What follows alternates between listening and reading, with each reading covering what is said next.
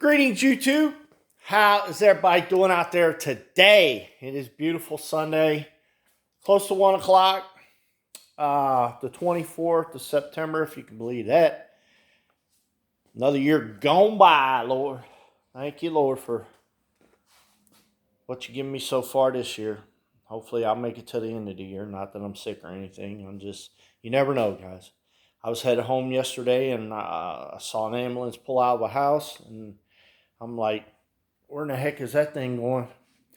And it went to a certain area, and there was a helicopter there waiting on it. So somebody was in bad shape, much bad shape than I was in. So, any day could be your day, but today isn't my day. At least I hope not.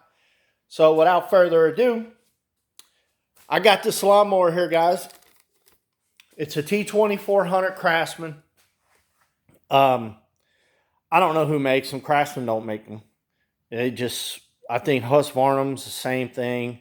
A few different ones. But anyway, guys, I had a bearing issue. That's the new one. There's the old one. See how big that hole is compared to that hole? See the difference in the size? This here wobbled out. And I never noticed it, guys. The other day I was driving it and I noticed my wheel was just going crazy. And I'm like, what the heck's going on with that thing? So I pulled the wheel off. I kind of had an idea what it was. I pulled the wheel off and I thought it had ball bearings. Usually, guys, you see these wheels or these bearings, and usually they're like this, and then they got like ball bearings somewhere in there. But this here is just one solid piece, no ball bearings, which is fine with me because a heavy load don't go on this thing, guys. Even when I'm pulling, there ain't a lot of weight up front, so I don't worry about that. But after this thing's about 7, 8 years old, guys. I bought it when it was 4 years old off a friend of mine. And this bearing right here, this is the new one that's in there. It wobbled out, and there's the shaft. So what I did, guys, I measured this. I took a tape measure. I measured the inside hole. You got to measure the inside and the outside.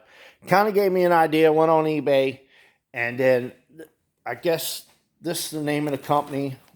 And you get 4 bearings, the washers, new clips, and the caps. And they go over it. They go over it goes over this right here. You just push it over that, and it just covers it. That's all it does. So I got the whole kit, guys, for 20 bucks. This is a 16-piece blind hole puller set, guys.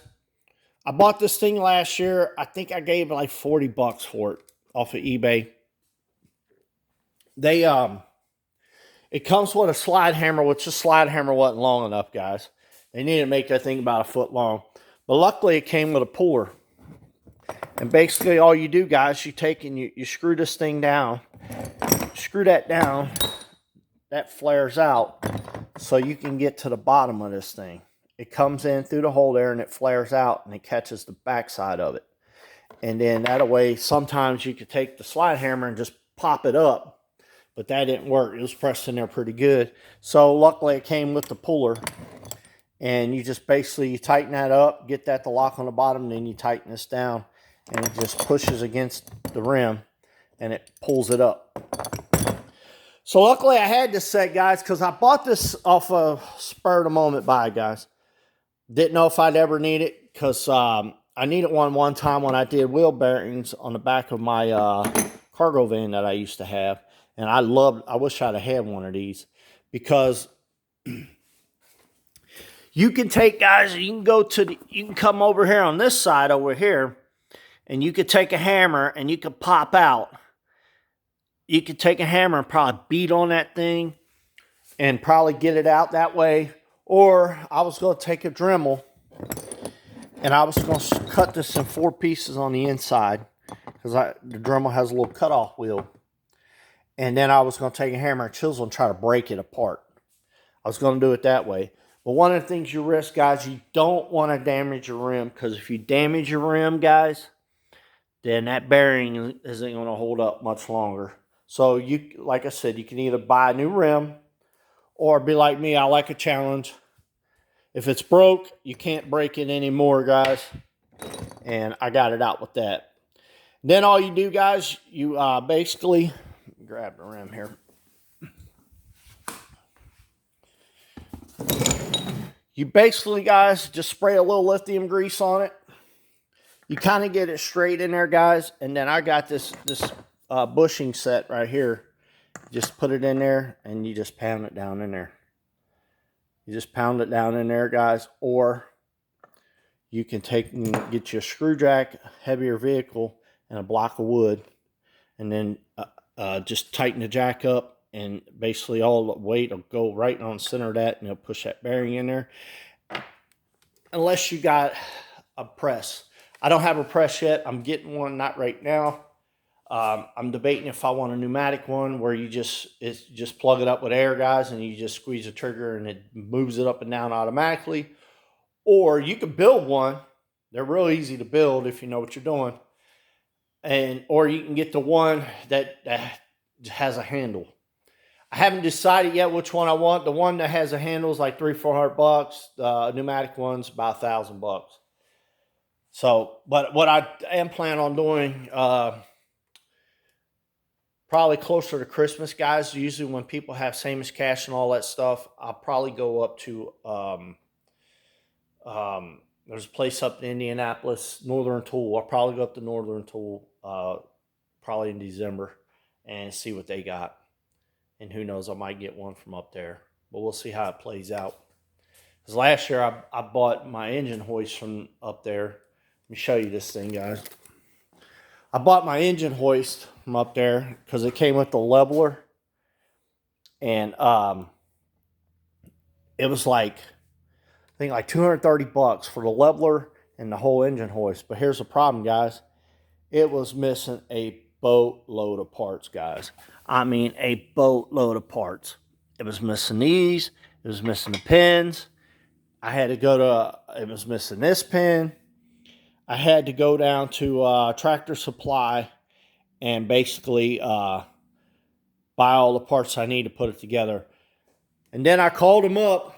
And told him, say, hey, man, can you send me? No, you got to bring it all the way back. Well, it's 2.5 hour ride up, 2.5 hour ride back. I wasn't going all the way up there just to get another one that might have missing parts in it, guys. So I just went down there, spent like $20-30 Tractor Supply. I got what I need to put it together. And then I know next time when I buy something in a box from up there, I'm opening it up before I leave the parking lot, make sure every part is in there. So that's what you get when you buy Chinese stuff.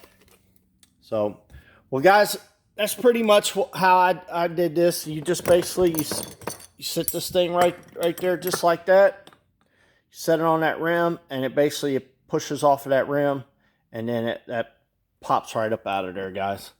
It's real simple, easy. If you got a little bit of ingenuity like I do, guys, anybody can take and pop this thing out of there and put the new one back in there. So, well, guys, I hope this video helped somebody. Another thing too, guys, always make sure you put plenty of grease in there. You can see it. I forgot to grease this thing up, guys. That's probably why it honed out like that. So make sure you put plenty of grease in there. This winter, I'm going to tear this thing all apart. I need to replace the driveline belt on this thing. And I'm going to change all the oil and everything, get it prepped and ready for next year. Hoping next year, guys, I might have a zero turn. That's why I'm building my barn out back, so I can have more room.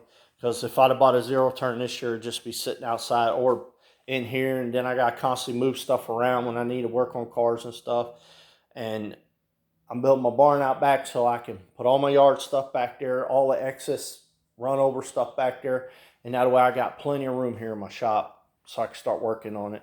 So I did break ground on my other shop over there, guys, a couple years ago. Now I'm starting to get into it. I'm getting ready to remove all the trees that are over there, and probably be renting a backhoe, if not this fall, maybe spring of next year. Because I do like to get all this stuff done in the fall. That way next year the weeds and stuff can overgrow the dirt and pack it for me and strengthen it up and all the other good stuff. So, well, guys, share this to your social media. Like, share, subscribe, comment down below. I try to comment on everybody who comments, guys, but sometimes I don't see all of it. For whatever reason, I have no idea. And there's other people that I subscribe to on things, guys. I've forgotten about them till one day I saw a video. I'm like, oh, they ain't sent me no notifications lately. For whatever reason, I have no idea, guys. I have an idea, but it is what it is. Well, guys, I hope this bearing video helps somebody, give you an idea. And if you don't want to go through this, guys, you can easily probably just buy another rim that's already got the bearings in it. And probably switch your tire around. That'd be another video. These tires are real easy to change, guys. All you do is let the air out. There's a tube in there. And then you just push down on each side and you take 2 screwdrivers and just pop it out. Or you can buy a brand new tire and everything, rim and all. So I don't know what that costs, but I took the cheap way out. It's 20 bucks in about half an hour of my time, guys. So, well, guys, I hope y'all have a great week this week. I hope this week is one of the best weeks ever for you. And until the next time, guys, hang in there for the next video. Bye-bye.